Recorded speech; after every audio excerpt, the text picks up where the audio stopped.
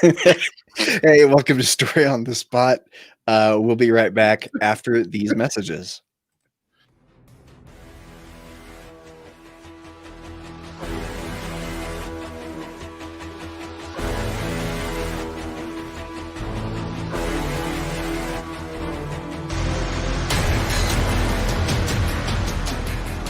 Right, so this is the world's only thriller fiction improv podcast, or the world's only good thriller fiction improv podcast. I got to sure I preface that. And so we got a little bit of a different show today. Down here, Mr. Common Sense is R.A. McGee. Hey, R.A., how you doing? What's up, Jimothy? How you doing, man? Pretty good. Over here, you can't, the screen's just black right now, but this is, oh, there he is. Hey, right on time, Dave. Perfect timing. That is Mr. David Wood, who has been on the show before, but it's been a long time. It was 31 episodes ago. Dave, you can't hear anything? Uh-oh. Can you hear me? Dave, just refresh. Okay. Nope, Dave's refreshing, is gonna come back in. We could just improv other contestants, man. If you want, I can pretend to be different people, like channel Nick, channel Craig, you know? We'll be all right. If nothing happens, we'll just talk about whatever books we're reading or something. I don't know. But yeah, Dave hadn't been on the show since episode 6, that Pigometers. Great title that was. I remember Pigometers, man. Pigometers, yeah, there's Dave. So good. Dave's coming back, I think. All right, Dave, can you hear us? We good, Dave? Can you hear us, Dave? Yes. Oh, great. We'll see about that, but I can hear you at least. Okay. That's a good place to start. All right, so this is episode number 37 of the world's first and only thriller fiction improv game show, the only good one, as we've already established. Last week's winner, why is that not here? Last week's winner was Nick, and I don't know why the document didn't say for some reason that shouldn't be blank, but we could just say blank, and you guys could throw your own name in there if you want. Even the document knew that Nick should not be winning an episode of this show. The document refused to save after I type in Nick's name. Surprised it didn't catch fire. Hey, if this is your first time watching, welcome. So here's how this works. I'm going to put some story prompts on the screen, and these authors are going to pitch stories that they make up on the spot, hence the name of the show. You watching will vote by comment. Just put a comment below to tell us who you thought won each round, and then next week you'll tune in to see the winner, unless it's Nick, in which case, you know, the hell's mouth might open up and swallow us all. It's true. Today we have a bonus word, and that bonus word is bodacious, which is an adjective meaning most excellent. And if you fit in the bonus word into one of your stories, you're going to get this, plus you get a bonus point for the round. All right. I think we have done all of our stuff. Here's our first round. So here's the prompt. Jump for freedom. An unnamed North Korean man in his late 20s told officials his training as a gymnast enabled him to jump almost 10 feet high over a fence to escape into South Korea. After crossing the fence, the man evaded capture for about 14 hours before being detained by South Korean soldiers whom he told he wanted to defect. Skeptical officials made him jump the same height again twice to help prove his story. I wonder, they just had like a 10-foot mark on the wall, or they marked him back up to the wall and they said, okay, now back over. Okay, fine. Now come back. They took him into a basketball gym and he had to jump over the goal. They're like, show us your dunk. Now show us a no-look dunk. Okay. Dave, R.A., which one of you would like to be first to pitch us a story based on this little prompt? I've got a thriller idea. This is a person who was part of an experimental program in North Korea to develop super spies. And it started out as female spies, and they were trying to make them really bodacious. But they ended up just being able to improve muscles and tendons. They couldn't get the sexy parts going on, as Borat would say. So this guy had his mind wiped because the experiment mostly failed. but he did retain his jumping abilities and some other things. And so an American hero, because the hero has to be American, is going to find out about this, and this is how he will find about the secret plot for the super soldiers from North Korea to invade. Nice. Hold on. Lisa Badger said Nick would have had empowered by nanobots. 100%. Yep, 100%. Yeah, Lisa. Kimchi and nanobots. Lisa's been here so many times. She knows exactly where each of these stories are going to go. And Joan wants to know if I get the ideas from the news. Generally, yeah. There's a few websites that do news of the weird kind of stuff, and that's where I go draw from. But I usually try not to get stuff that's topical, because I don't really want stories to veer into politics or any of that kind of stuff. But thank you for your pitch, Dave. What do you want to say, R.A. McGee? Well, I think that Dave's on the right track, right? But I think that he's a generation behind. Okay, and what I mean by that is, I am old. Well, that was not a swipe at your age, sir. But as far as the story goes, those women did make their way into North Korea as part of a spy program, but they were captured and they were imprisoned. And the man who escaped is actually one of their children. Okay, he was the union of a guard, a kindly North Korean prison guard, and one of the women, and he never really knew why he was more athletic than the average person, but he obviously was, and his mother knew, and so she kind of trained him in secret, the best that she could before he was, snatched away on his 10th birthday and sent to a different camp for young men. And so he's always had this plan in mind, and he's always known that he was going to escape one day. And what's going to happen is he's going to go down and work with the South Korean officials. And given his mastery of the culture of North Korea, he's going to go back into North Korea. But this time he is working on an assassination plot. So that's what I think we have. I think we have a superhero offspring who's going to be doing some dastardly things for the South Koreans. So, Son of Superhero. That's right. Son of Superhero is a nice title. I'm going to write that down.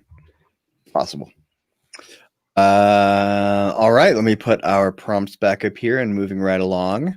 We can skip to round number 2. This is how it starts. An unnamed hunter near the Czech Republic village of Horní Plana contacted police in late November after a deer startled by the man's dogs charged him, snagging his .22 caliber rifle on its antlers before running into the woods. Deer running in the woods, gun hanging from his antlers.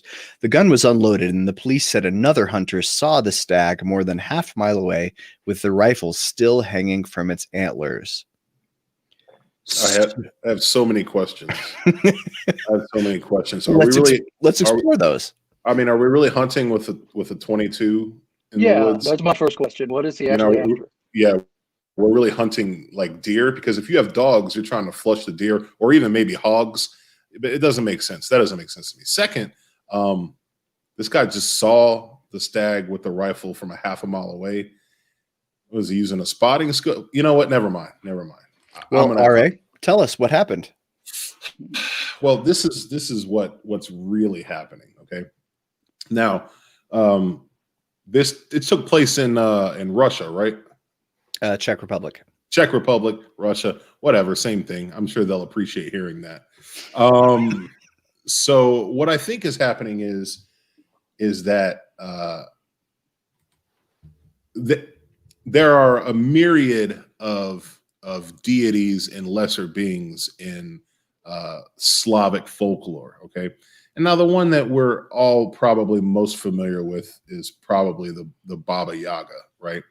And contrary to what John Wick would have you believe, it's not a studly man in a suit that can kill people with pencils. It's Baba Yaga is an old witch who lives in a house with chicken legs, and she helps people, but she always puts her own spin on things. It's the type of deal where you're going to get what you ask for, but it might literally be what you're asking for because there's no nuance. She takes pleasure in kind of messing with us normal humans. Well, I think that our story starts with a hunter, and he's been skunked for years going in the woods. You know, and he's doing every boneheaded mistake you can do, up to and including trying to hunt deer with a 22. And he, you know, he's the ridicule of his village. You know, no one wants to hang out with him. His buddies are all much better hunters than him, so they make fun of him. You know, in some of those small towns, if you can't put food on the table, you're never going to find a spouse either. So our guy is just having a tough time. You know what I mean? A lot of pent up rage, if you know what I'm saying. And so he seeks out the Baba Yaga and he implores her, let's make a deal. Okay. I would like to be the greatest hunter in existence. And so she asks him a very open-ended question. You know, how do you want to do that? What can I do to help you be the best hunter in existence? And he goes, I want to think like a deer. I want to think like a deer. I want to have the reflexes and the instincts of a deer. And if I have that, I'll always know where they're going to be, and I can hunt them and I can head them off at the pass. And so she says, okay, the next time you go into the woods, right before you take the shot, right before you take the kill shot, I'm going to let you have the power to be one with the stag. And as you can imagine, he goes into the woods, foolishly is lining up the shot with his 22. And right before he pulls the trigger, he turns into a stag, right? He transforms into a stag. The antlers that are holding the strap of the rifle were his hands, you know, so that's why it's still caught up in his hands. And so then he bounds away and he is cursed for all eternity to be a stag. And that's why he has a rifle in his horns hopping around the Czech Republic. So. Yeah, you know, if I ever get a chance to get a monkey's paw or meet a genie, I'm certainly going to take my wish and run it past my attorney first, you know, to make sure that there's no leaks in the wish, because, you know, they always turn it back on you somehow. Every time, man. Every time. Dave, can you still hear us? Yes. Uh-oh. Okay. All right, Dave, what do you think's going on here? I'm thinking a satirical Narnia type story. This guy has stumbled into the path to a different land. And in this place, instead of magic, the people wield conventional weapons and the deer stand their ground and things like that. So depending on what you want to parody, he's going to be drawn into this world and he's going to join one side or the other. And depending on which market you're targeting, you can have the liberal oppressors and the patriot animals who are holding on to their guns, or vice versa, or a classic Civil War story. But either way, he's going to be pulled into like a powder war type Narnia with maybe some powder mages or something. But it's going to be conventional weaponry wielded by all these talking animals. And he's going to be the hero in the end. Sorry, Dave, I cut you off there. Yes, that's okay. We're going to have like wolves flinging grenades and things like that. However, normal people would wage war. The talking animals are waging this war. And depending on which direction you want to go with it, he'll be the hero for whatever side. It's like Animal Farm Revolution. Animal Farm 2. Yes. Animal Farm Narnia. Mm-hmm. Nice. All right. So we are moving right along. Anybody have any breaking news? Anything to shamelessly promote? Dave, got a book you want to pimp? Yeah, I have a recent release called Serpent. It's part of my Dane-matic adventure series. If you like Indiana Jones, National Treasure, that kind of stuff, that's mostly what I write. And they're all written as standalone, sort of like your Clive Cussler Dirk Adventures. This one is a story of a trek into the Peruvian part of the rainforest, searching for a lost Inca city. And of course, we explore the legend of Yakumama and Sachamama, one of which is a gigantic serpent, and the other is a bit more complicated mythological animal. But I use a lot of history and a lot of real places and a lot of action and humor. So if that's your sort of thing, check out Serpent, a Dane-matic adventure.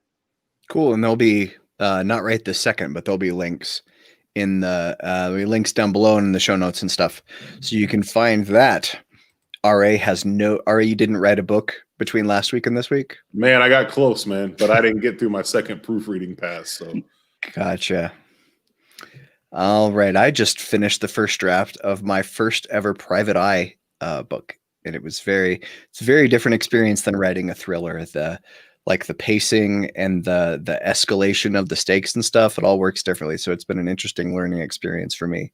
It's fun though, because it's with a character I like. I don't want to spoil anything because I know some of my readers watch this, and you don't get to know until I want you to know. All right, that's how it works.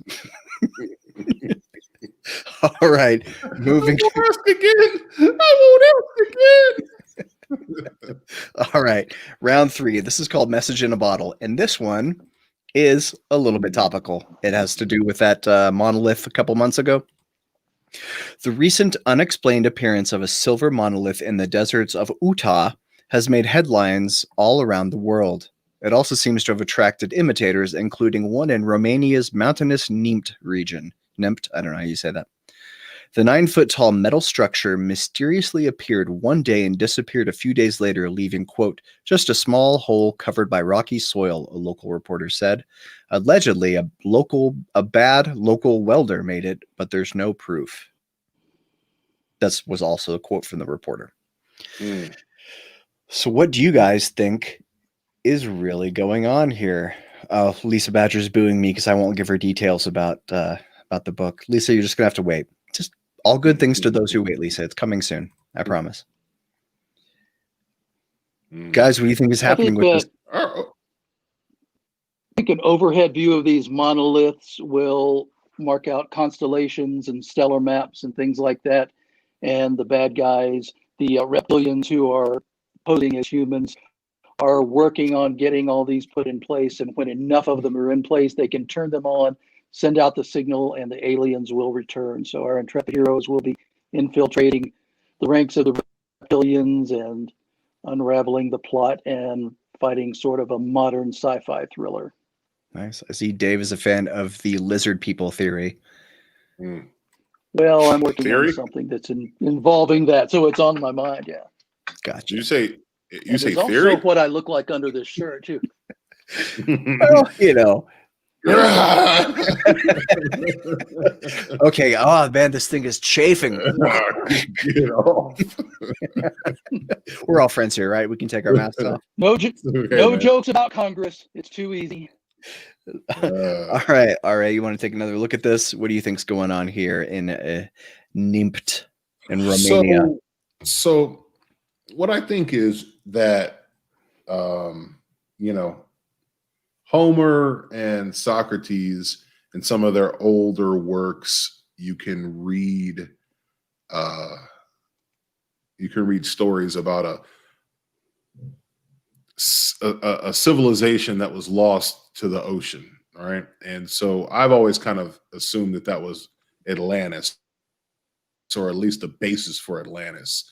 And what I think this is that Atlantis they were kind of banished, below the sea. They lost a few wars, and as they adapted to their undersea life and used some of the kind of incredible technology of the day to adapt to undersea life, that they were plotting their revenge and they were plotting their way to come back.